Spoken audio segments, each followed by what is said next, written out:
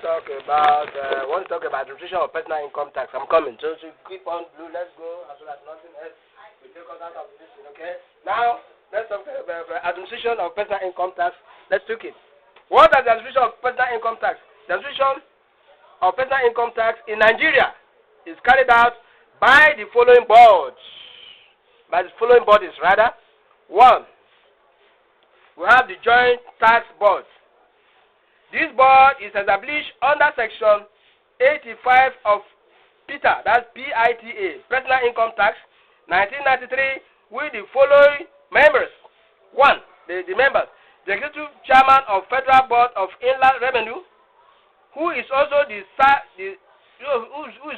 serve as its chairman. Okay. Now, a nominee.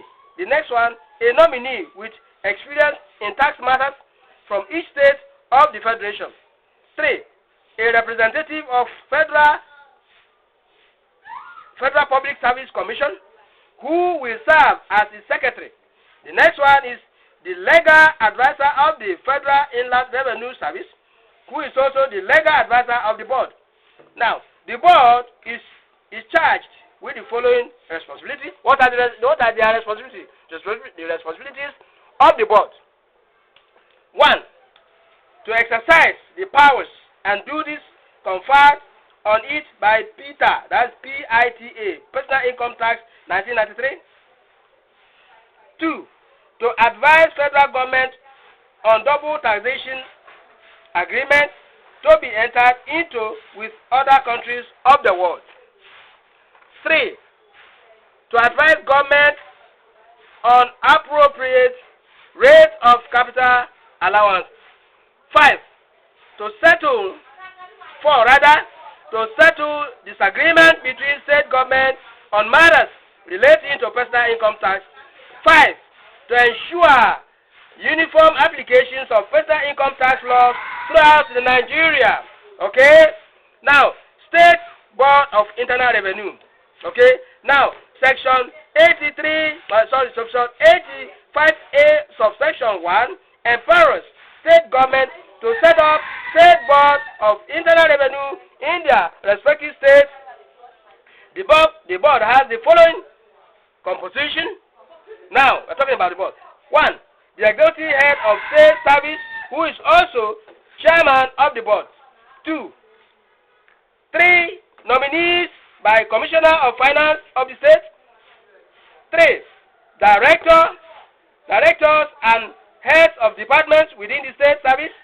4. A person who is occupying the position not less than that of the director of the State Ministry of Finance. Next one is a person to be appointed by board from the State Civil Service to serve as the secretary of the board, who shall be an executive and ex-official member. Another one is, the next one is legal advisor, who shall be appointed by the board. Now, the following of the board include the following. 1, that's the functions. These are the functions of the board, include the following. To ensure, that's 1, to ensure prompt collection of all taxes and penalties due to the state government. 2, to take all measures considered necessary for the purpose of the assessing and collecting taxes and account for all taxes collected as the Commissioner of Finance may direct. 3, to make any useful recommendations from time to time to the Joint Tax Board for the purpose of the tax reform, tax policy, tax legislation, etc.